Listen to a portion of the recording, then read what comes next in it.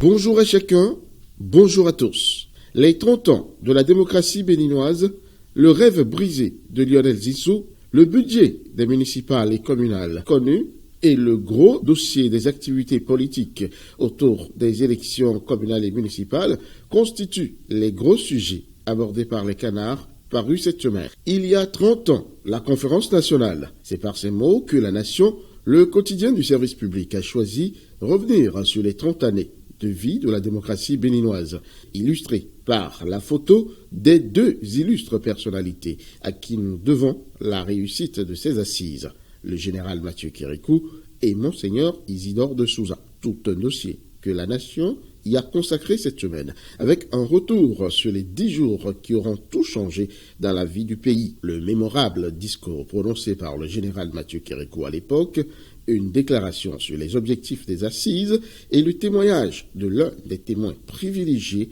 Théodore Holo, qui ravive des souvenirs. Le matinal rejoint la nation en réalisant lui aussi tout un dossier sur cette rencontre historique qui a regroupé, nous dit le journal, les principaux acteurs de la vie politique nationale et économique de toute obédience, avec pour objectif essentiel proposer un modèle politique qui cadre avec le programme d'ajustement structurel d'alors. L'événement précis, pour sa part, ramène lui aussi des acteurs clés de cette conférence nationale, mais plutôt au niveau de la couverture médiatique. Constant Agbidinokou, ancien journaliste de l'ORTB, l'Office de radiodiffusion et télévision du Bénin. L'homme avait une part très grande dans le dispositif mis en place par la télévision nationale pour rendre compte au fur et à mesure du déroulement de la conférence aux Béninois. Reçu en invité dans la rubrique Sous l'arbre à palabre du journal, Constant Agbidinokou a fait des révélations sur cette rencontre mémorable pour les Béninois. Cet anniversaire offrira le généreux prétexte à Fraternité pour aller recueillir les impressions de certaines personnalités comme Roger Bayonvi, ancien ministre, homme de culture et enseignant à l'université d'Abomey-Calavi. Il faut maintenir coûte que coûte notre démocratie pour ne plus jamais faire l'expérience que nous avions faite. Martin Sogba de l'ONG Alcrère, malheureusement, la conférence ne s'est préoccupée que des questions politiques. Et au président de la Cour suprême de s'exclamer en revenant à ce qui se passe aujourd'hui, Patrice Talon tire lui aussi aujourd'hui leçon des erreurs de ses prédécesseurs. Et à Dondi Niamou, professeur de droit à l'université, de conclure « Notre modèle démocratique a créé des compromissions et marchandages ». Cette célébration des 30 ans de la conférence nationale, il faut le dire, a commandé une autre sortie du chef de l'État, Patrice Talon, après celle qu'il a faite devant la presse internationale en novembre dernier. Cette fois-ci, le numéro 1 des Béninois a choisi la presse nationale pour se pencher enfin de la forme de démocratie qu'il nourrit, ce dont il rêve pour le Bénin. Et Défi Info nous rapporte l'une des citations de l'homme au cours de l'entretien. Les acquis démocratiques ont aujourd'hui un contenu. On a trop bavardé depuis 30 ans. L'accroche nous propose une autre citation.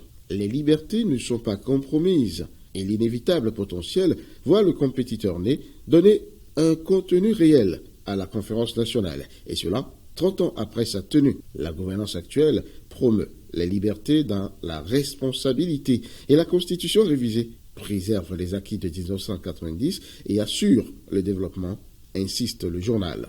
La presse du jour en rajoute. Nous manquons de sérieux, de rigueur et de détermination, de volonté. Je voudrais que le Bénin soit premier en matière de lutte contre l'impunité. La réforme du système partisan n'a pas remis en cause le multipartisme intégral. Le matin est plutôt intéressé par l'agenda de l'homme pour la célébration des 30 ans de l'historique conférence des forces vives de la nation. Nous jouerons notre partition pour donner à la conférence un contenu concret. Moi, je n'ai pas d'idéologie, je suis pragmatique. Dans cet agenda, le matinal déniche, berceau de la démocratie, le PLM Aléjo au cœur d'un grand projet de rénovation. Malgré toutes ces généreuses et bienheureuses attentions du chef de l'État pour la jeune et belle démocratie béninoise, il subsiste des problèmes que relèvent d'autres personnalités de la République. Parmi elles, l'inévitable Sébastien Germain Adjavon. Et c'est le confrère de la matinée qui rapporte la quintessence de la déclaration de l'homme à l'occasion des 30 ans de la conférence nationale. Les libertés individuelles sont en constant recul et l'exclusion politique est devenue un mode de gouvernance, constate malheureusement l'homme d'affaires vivant désormais hors du territoire national. Le vide criard laissé par les universitaires béninois qui avaient pourtant la lourde responsabilité d'impulser des réflexions autour des différents constats tout au long de ces 30 années d'exercice de la démocratie béninoise a quand même été comblé quelque peu par le professeur Joël Frédéric Aïvo, celui-là même qui est toujours à l'avant-garde de la préservation des acquis de la conférence nationale sertis dans la constitution béninoise. Le constitutionnaliste rompu à la tâche fait un douloureux constat, rapporte Martin Libre, qui par ailleurs s'est adonné au décryptage de la causerie du chef de l'État. Démocratie et développement, talent comme Yahi, dit le journal, qui poursuit, le PLM Alidjo, même destin que la résistance Les Filao et la relecture du code numérique qui n'est pas pour demain. Le lit de la liberté fait par la conférence nationale abrite la démocratie qui continue son cours malgré tout et les communales et municipales vont encore se tenir le 17 mai prochain. Et Libération trouve déjà que le gouvernement a largement joué sa partition en affirmant que plus de 5 milliards sont déjà décaissés dans le cadre de l'organisation de ces élections. Diakwata donne tout le mérite à Patrice Talon qu'il voit s'activer en faisant décaisser près de 7 milliards de francs CFA avec pour tout objectif d'éviter les errements du passé. Le télégramme s'invite au débat, mais avec une précision d'orfèvre dans les chiffres. 6 milliards 993 millions 528 200 francs CFA alloués à la Sénat. Le challenge, pour sa part, voit un halte au pic-pong financier du passé entre la Sénat et le ministère de l'Économie et des Finances. Toutes ces précautions, en effet, pour permettre une bonne organisation des élections qui ne peut être sans les partis politiques qui entendent jouer leur partition en participant effectivement à ces élections, quoi qu'il arrive. Et c'est le cas de l'Union démocratique pour un Bénin nouveau, UDBN, qui ne cesse d'étendre ses tentacules dans tout le pays. Le week-end dernier rapporte 4 vérités. Adjawere, Ifani, Sakete, Poubet, Ketou étaient aux couleurs du parti. À l'assaut du plateau, l'UDBN, enterré conquis, prophétise l'opinion aujourd'hui, qui rapporte que tous les coordonnateurs communaux du département du Plateau ont été installés. Mais celui qui a des soucis à se faire, c'est plutôt l'inusable Lionel Zinsou, puisqu'il vient d'écoper de 4 années d'inéligibilité.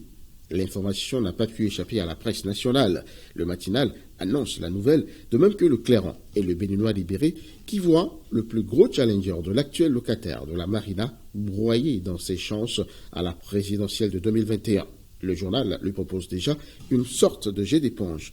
Mais non, rétorque Martin Libre, qui affirme pour sa part que Lionel Zinsou ira jusqu'au bout, selon son avocat, Maître Robert Dossou, un ancien président de la Cour constitutionnelle. Finissons cette revue par le pugilat qui accourt actuellement au sein des Foscories pour un Bénin énervant. Que dis-je?